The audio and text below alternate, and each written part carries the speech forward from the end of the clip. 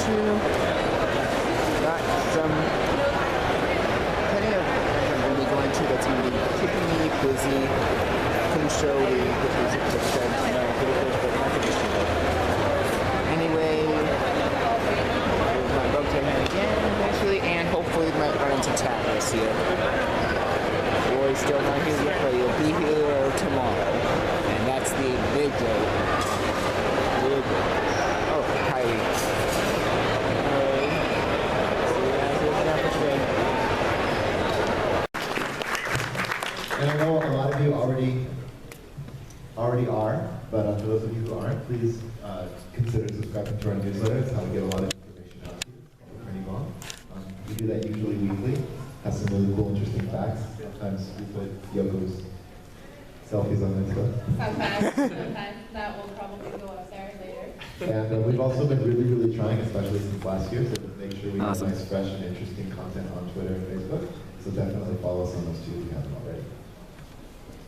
So, the first game that we'd like to, reintroduce to you today would be Ultra Despair Ghost on another episode. For those of you who don't know, at the show, Kodaka-san, who is the writer and director of the series, he's here as a guest of honor. And he will be giving a panel, actually. He will be giving a panel Tomorrow?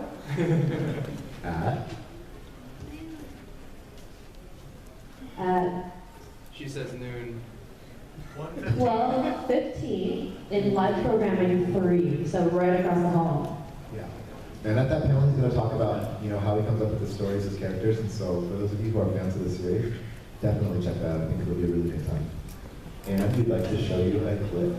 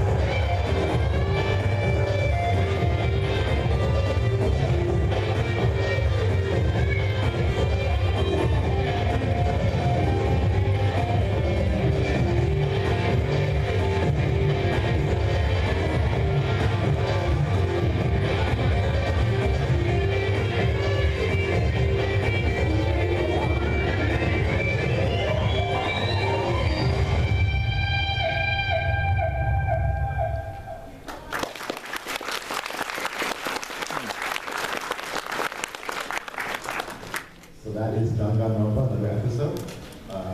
We actually have that at our booth on the floor, completely in English, so you can have a chance to try that out. Play the English build, check out the English voices, and you can also pre-order it at our booth as well. This is the limited edition, and We have an AX exclusive lanyard that comes along with it if you order it at AX. I have not so ordered that. please hop on down to our booth, 911. Yes! Next up is This Live, coming this October 6th. Let's roll the clip. I was thinking of getting the version. It's only $6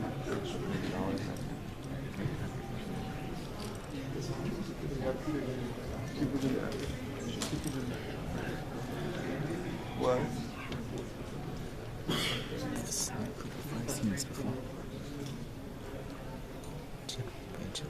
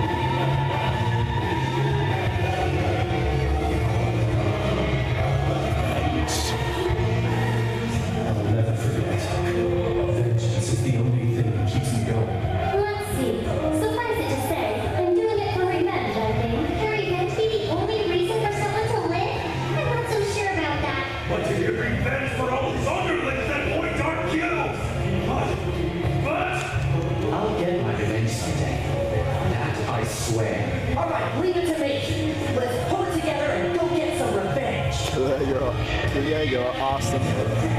Magnus is hilarious and Surfer as well. Not sure about the others, but I'm looking forward to seeing more of Surokin.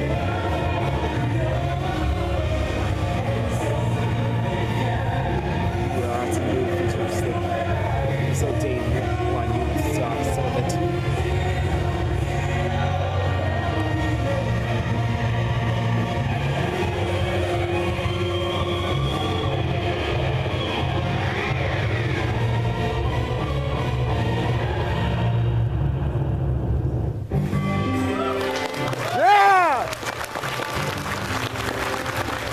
Go to Stella!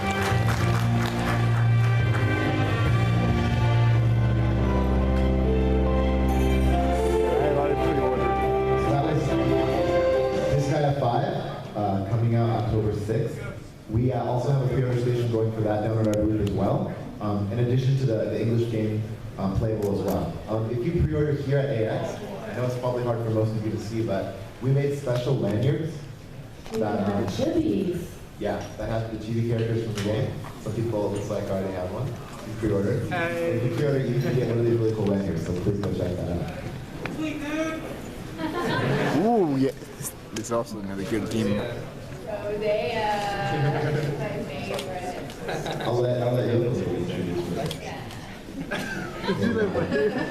So next up we have Rodea the Sky Soldier, coming out October the 13th in North America.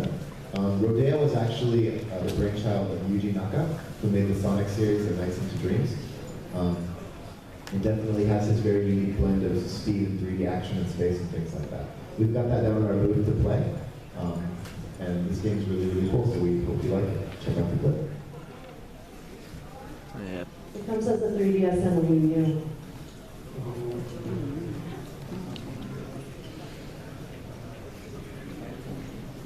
This is a game I'd recommend people to get because it actually looks pretty good. I'd say it's Sonic done better than ever before. Sonic crap on this.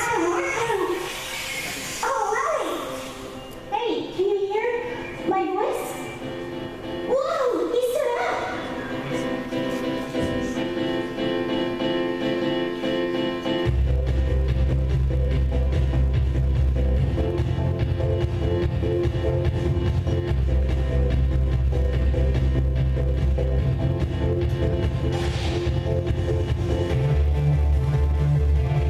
Yeah, this is just so prejudice. Last day video.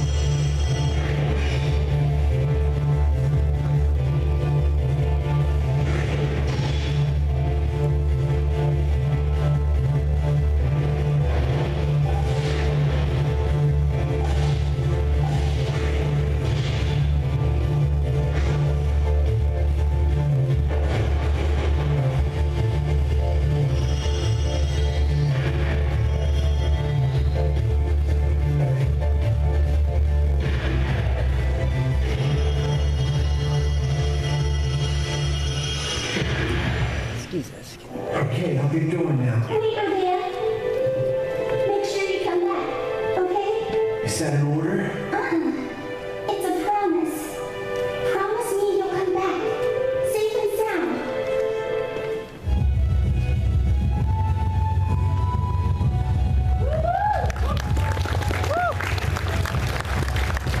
Definitely want to try that out. It looks awesome.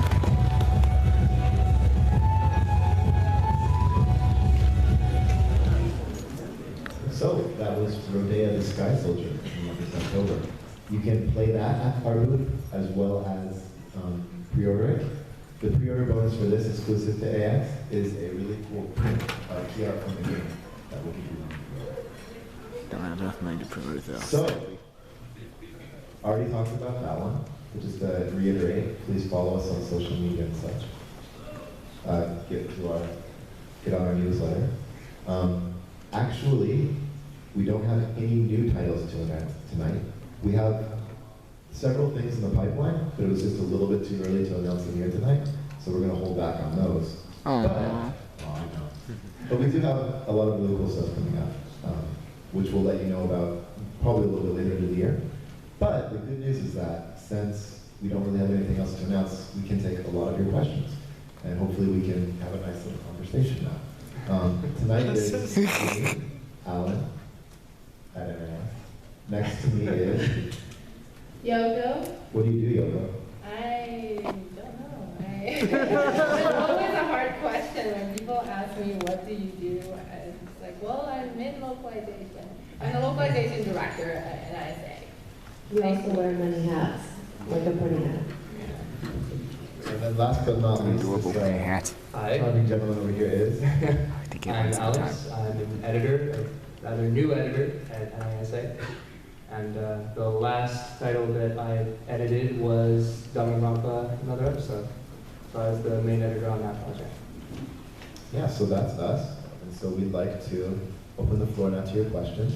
We would ask that, as usual, if we didn't announce anything today, or we didn't speak about anything, that means that we can't. So if you have an idea and you're like, hey, I know you guys are going to do this, even though you're 99% sure, we can't say yes or no. So I don't recommend asking questions like that, because I don't like to have to say, oh, you can't talk about that right now. But anything else? Because I might accidentally spill it. So I think we have a cordless mic here.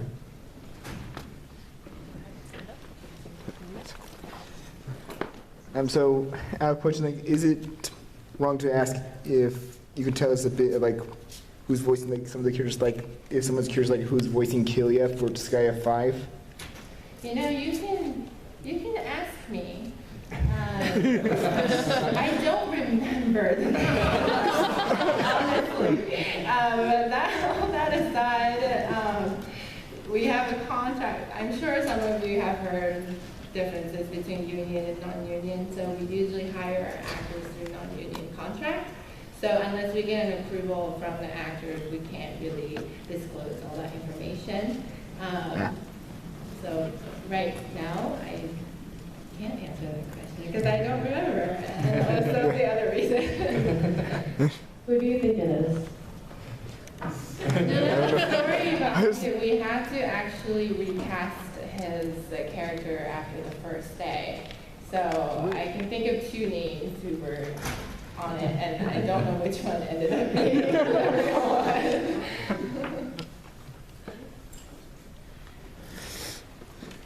Actually, if you could maybe form a line in the middle, and then pass it back to the person behind you when you're viewing those if you have questions, that might make it go a little bit more smoothly. Okay, I'm actually a vendor. I actually sell your guys' actually your anime, but also I sell like merchandise related to your games. One of the popular sellers has been obviously Danganronpa, and a lot of people have been buying the merchandise from us. Anyways, my question is, can we expect to see more Danganronpa merchandise in the works? Yeah, excellent question. We actually have one new t-shirt design that Alex is wearing that's exclusive to AX. You want AX to stand up and exclusive. model it? Yeah. All of course, Alex. Which modeling pose do you guys want? Like the looking off, like We've got this, we've got the same design, but it's a black one.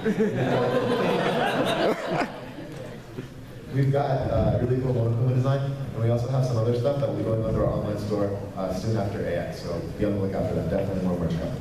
Thank you.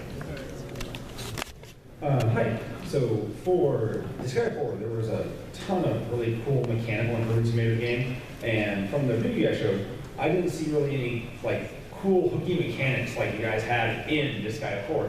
Are you guys liberty to talk about any of the cool new mechanics of Disgaea 5 at this time? The new, well, the biggest thing we're pushing is the new the battle feature called Revenge. Is that the more you damage you get, you unlock this revenge mode and you start attacking. But the unique thing is that you have this ability and also the enemies too, so it kind of makes the battle even more challenging than it is. But at the same time, for Disgaea 5, we collected all the fan favorite features from 1, 2, 3, 4 and compiled that into one. So it's, but at the same time, we kind of eliminated like more of a complicated system that may be too difficult for newcomers to approach. So the title itself is appealing to those people who are familiar with this Disgaea series, and because it has all those fan favorite characters, and also it's simple enough for the new people to approach. You might have noticed like the characters in Sky 5, there's no cameo appearance anymore. You might see them, but it's all brand new characters basically. So, Which means there's no like Axel. the older element to it, and then the brand new Good. element to the Sky 5. Awesome, thank you. You're welcome. Unless he steals. See? Hello, I quickly ask 2 quick questions. One, that last game you showed, can you pre-order for the Wii U? Yes, you can. Actually, thank you. If you pre-order for the Wii U, it also comes with the Wii version of the game. The Wii version of the game was the one originally created by Yuji Naka that you used the Wii one for to make Rodea move. And yeah, it's pretty cool. It's probably going to be the last Wii game to come out ever, maybe. It's going to be Like maximum 4 players. There's a mini game where you race each other to get to the finish line. It's really, the game itself is like completely different than that would be Wii U or easy to get. 3DS. And second, I forgot what your name is, Yoko? Okay, just want to ask, how does that printing hat feel? Because I'm thinking of buying one for your booth. What, sorry, what was it? How does the How printing does hat it feel? feel? It's warm. And it feels like it's literally like part of my hand. However you want to take that. Like a 4 days or It's something like nice, that? it's secure. I could probably wear this and go on a motorcycle and then have fun. One size fits most? Yeah. Okay, thanks. Hi. This is for Yoko. I understand that localization is a very difficult process. I've always been curious. When it comes to localizing a game or any kind of project, are there certain things that you have to change dramatically or just flat out leave out because it just didn't translate well, or did you ever have any of those kinds of experiences? Yeah, all the time. And thank you for recognizing that the localization is difficult. Because it is. Yeah, I mean, do you want to answer that one? Or? Well, the very first editing project I did was Criminal Girls. Maybe you guys have heard of that one. Yeah, that was fun. There are a lot of, when localizing a game, there's a lot of factors that have to be considered. One of the factors would just be the differences between languages, of course, but another factor that a lot of people maybe overlook is the differences in culture. Certain things mean different things in certain cultures. Certain cultures have their own symbology that you can't really copy into any other culture, or it doesn't make sense, or it means something completely different in our culture. And things that you have to change of that nature vary by the title. Yeah, it really depends on the title and the project that we're working on. A lot of times, like with the games, we do have a lot more freedom to kind of go crazy with it and make it, characterize the characters to fit the Western, the culture. But when we're working on anime, there's a lot more that goes into than just culturizing or localizing, because there's a technical aspect of if we're doing English dub, then we have to make sure that the sentences have the same syllable or number of syllable as the flaps of the mouth.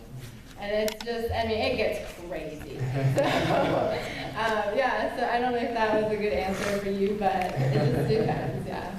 It is. One more question. As far as the your guys' projects are concerned, are the localizations, are they pretty accurate to the original Japanese dialogue, or were there just some projects where you just had to pretty much start from scratch? We never, ever changed the meaning behind what the original creators intended to have in the story. So basically the process of it is that our translators will translate it as accurately as possible to the original. And then the editors will look it over, of course, go over. Well, we may rephrase it in different order, but never ever really changing the context of anything. Okay. Thank you. Thank you. Hello. You guys are really famous for your collector's editions. You put a lot of work into that. Can you expound upon the process that goes in behind that? Because I gotta assume it's very complicated. Definitely, thank you. That's a really good question. First of all, thanks for recognizing our collector's edition. One thing I usually say at panels like this is that pretty much everybody who works at our company is a fan of the content that we do and a fan of games and anime culture in general. So when we get a new title, and or even one from our head office, we sit down pretty much as an entire group, including people from localization, or people from the motion graphics department, or people from other departments, and we think, first we look at what assets we received. Sometimes we get a lot in terms of visuals, sketches, things of that nature. Sometimes we also have access to soundtracks and things like that, and those are kind of a no-brainer in a way that, wow, we can use these to make a really cool soundtrack and then a really cool artwork. And the second thing we always try to look at is looking at the title, what it's about, what the characters are, what kinds of fans the game has. We then try to create one extra item that really reflects what's in that title. So some titles that ends up being one, 2 or 3 more items. Sometimes it ends up being just one really big item, but that's kind of the general process we go through. To use a really specific example, you're wearing the bird shirt from Neptunia Victory. Yes. For Neptunia PP, it's an idle simulation game, so there's music and dancing. So we thought the coolest thing for that would be to have earbuds, so we have earbuds inside the collector's edition. So that's kind of in a nutshell how we do that. Just one last thing. Thank you, Criminal Girls. Welcome. I guess to add on to the collector's edition things, within the meeting, we also kind of have fun with the meeting. We have this thing that we call a McDonald's idea, which is voted like, it's like the unofficial idea, and it's probably the worst ideas that come from that meeting. It's just part of the process of like, oh, to make something better, we have to think of what the worst thing would be as well. So. Just like when we did the pretty action game, and we had the black dolls, if anybody remembers, it turned out to be the best item ever. Pretty collection. Oh, yeah. So in Japan, you released a pretty browser game that was kind of like hatching little printies, and I noticed on the Disguise Fly website you translated and localized Pretty Research Squad.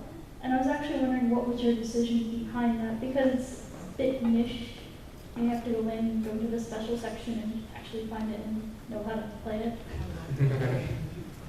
It was really purely for our fans, for those people that love the series and do check out our website, and to actually check out our website, they can find that game and hopefully to drive more traffic. For things like that, obviously because it's our head office where we have access to the source code, everything that they do we have access to as well. And we played around with it internally, and we knew, like you said, it can be a little bit obtuse in terms of the mechanics and everything, but it was fun. And this guy, is such an incredible fan base, all of you guys. And so maybe not every single person who went to the website would play with it, but the people who did really love the series and care about it would go to it and enjoy it. So that's why we did it. Okay, I'm sorry if this comes off as a loaded question, so brace yourself. I know NISA has come under some criticism online for censoring or removing content from some games. These are their words, not mine. For the sake of a general public who won't buy the game anyway, and ruining it for the people who no longer want the game because so much is ruined. I know Criminal Girls has been criticized for that, and I don't know if it was Criminal Girls, but I heard talk of another game that content actually introduced a game-breaking bug that ruined people's games because the content wasn't there. Then my question is, do certain hard decisions like that, do they come from the alleged opening the games up to a broader audience, or is it more of a going to a rating system, like the ESRB, that just certain content has to be changed to avoid an AM or an AO or any higher rating? Yeah, you don't need to apply it. It's a fantastic question, and all of you as consumers have the right to know. First and foremost, the work that goes into removing things from something actually is a lot greater than the work of leaving things as it is. it doesn't really benefit us as a company to take anything out of any of our titles on the business side of things. All the decisions that we make of that nature, and generally speaking, it's obviously sexual content. Things of that nature, we look at it really carefully, we look at it internally, and then we do go to various rating boards around the world, speak to them and look at it, and then the decision, if it's like, you know, if it looks like it's going to be a situation where it will receive a rating that's too high to be released in certain territories, then that's how that decision ends up getting made. I don't know if all of you know, but for example, out here in North America, any game that gets an AO isn't allowed to be on consoles. So we're kind of stuck like that. Do you want to add anything else? That's a little bit Well, yeah, I mean, it's either we are able to bring it or not, and we always try to find a way to bring titles that the fans want, and yeah, we just have to find a way to do it, and sometimes that is the way, and I think we expect the fans to be mad about it. I mean, we get it, you know, we don't want to do that either, but it's either we release it or not, so that's... And just to give you an example, when I was a kid, I don't know if most of you are probably half my age, but Breath of Fire 4 came out for PS1. I don't know if any of you know this, but the game had about 3 or 4 scenes that were removed. One was the Emperor got his head fried, spoiler, sorry.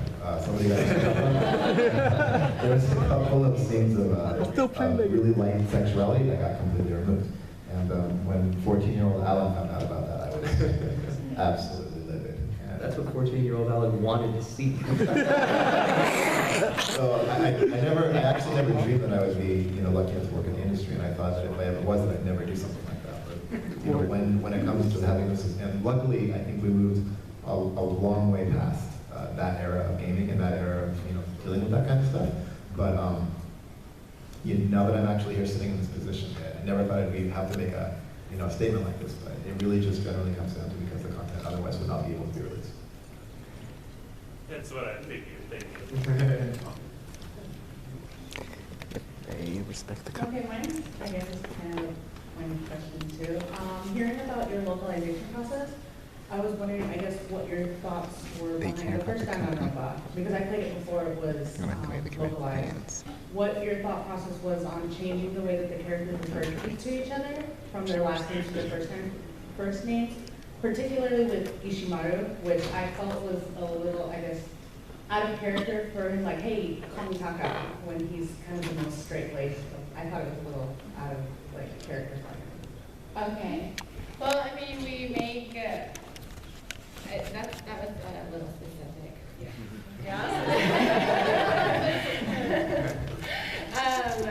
You know, it's just, sometimes we just want to be creative, and if it fits within the overall feel of the title, I think that's what it should be, even if we have to, even if it's a drastic change, that's all I may think. To us, that the outcome, if it all fit into one place, then that's all we want. We can't, you know, for instance, I mean, for that character name, I don't know. I mean, it all just kind of ends up being like, to a certain extent, it's a place for the editors to kind of have fun with it too, and put in their creativity.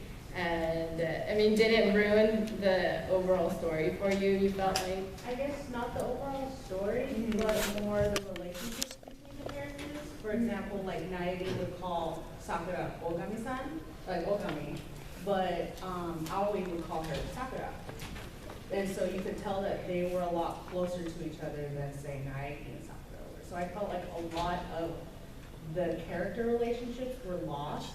Okay. And that, because I guess it does take a little bit of at least basic knowledge of Japanese culture to know that if you kind of know people like on a surface, like as acquaintances, which everybody was, outside spoilers.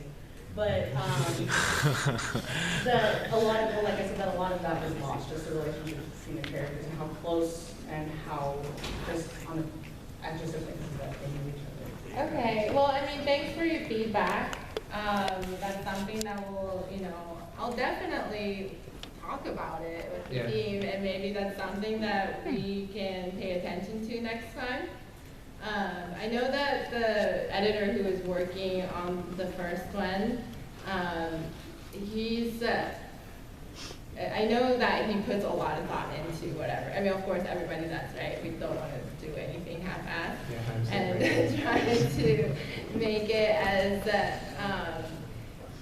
familiar and natural to the Western audience. And I think that may have been his decision. And the calling name things that is a lot different in Japan and America, so that's one of the most difficult parts for us too. I mean, with anime or anything, like, do we use honorifics? Do we, keep the sign with miss? But if we do miss, then it doesn't sound like, it's all those like difficult things. But definitely take your feedback, and that's something that we'll probably deliberate on and create like a guideline for us. That'll like. Do you want to come work with us? I wanted to. But thank you so much for your feedback. Thank you. Sorry if I was like you're kind of No, definitely. That was great. I have a very old and beat death question. Will Asagi ever get a game where it's the dream death forever? Our president's actually here right now as he comes out every year. And I always ask him that too because I actually have Asagi. I love Asagi. Oh man. Oh boy. These are my car keys. This is my Asagi. So every time I get to see our president, I ask him if he's making a game, and then all he says is, "Do your job," and then have the fans email us and tell us to make an Asagi game. So that's the official answer from our president. Every year, there's some person who's asked this question. I've been here like 3 or 4 years, and whenever I come to one of these panels, somebody has to ask this question. It's tradition. Thank you for asking. But please, if you want to see Asagi in a game, send us emails and stuff and let us know. Or you can also go to the Disguise 5 panel, which is tomorrow at 4 p.m. Yeah. And you can ask the question again. Okay, this is kind of a long thing going, but I've noticed through, are you guys actually in control of the massive controls of Wapusel finally, so we can get all the DLC now? If we have cameos for, like Disguise 4 and such? Not in the plan. Yeah, not that I know of. That's sorry, I don't think any of us have access to that level of business information. I mean, we wish we could, but yeah, I mean, it's come up before. It's just such a difficult issue, Thanks. Hello. How are you folks? Good. Okay, I have a extremely nerdy question that I'm not sure any of you will be able to answer, but I run a little website called gaming.noi, please come visit, and we recently ran an article about a company you guys work with called Image Epoch, who recently filed their bankruptcy. They made such gems as Time and Eternity, so we're curious as to if you folks have any insight as to just kind of what happened with them, because I know they had an exclusive publishing deal with you guys for a while, but not everything they made got released from you. Yeah, that's a fantastic question. Again, that steps more into a business area that I don't think any of us are too familiar with. I don't actually know what happened. I mean, I think development industry is such a difficult place, and it takes a lot of money and resources to make a game. Yes, definitely knows. But the return may not, it's not the best if it doesn't do well enough. So, these things happen. There's been a lot of, it's true, and there's been a lot of developers in the past that we've worked with that they come and go, and that's the nature of it. It's a very competitive place to be in for the developers. Yep, and IS cares about the company. I'm not going to care about the fans a lot, but doesn't care about the end of the game instead. Well, now that IFI is Or the fans take it. localizing Neptunia games and other games made by Compile Hard, my first question is, how much do you miss like localizing the Neptunia series? As like you guys were the ones who localized the original PS3 games of the Neptunia series, as well as Idle PT. Well, I actually translated Victor. So I actually translated Neptunia 1. yeah, so And I watched them translate. You weren't even No, born. I was not. I wasn't there. it's an interesting question. On the one hand, you know, it's kind of sad that we don't get to work on them anymore, obviously, because we really like the games. But on the other hand, obviously, we know those people who work there very, very well, and we know that, you know, they love it just as much as we do. And so I think as, you know, someone who does care about the franchise as a franchise itself and all of their titles, I would just like to see them get worked on lovingly and then, you know, published to people so that they have a chance to continue. I don't know if that's a good business answer, but... And my second question is, cares about which I guess I wanted to ask fans and actually a few get years the ago, games. But like, I think it was all like right out of time by the time Pretty much getting this off the show. That's But who is your goddess? oh, I gotta hear this. I'm all about this someday, so.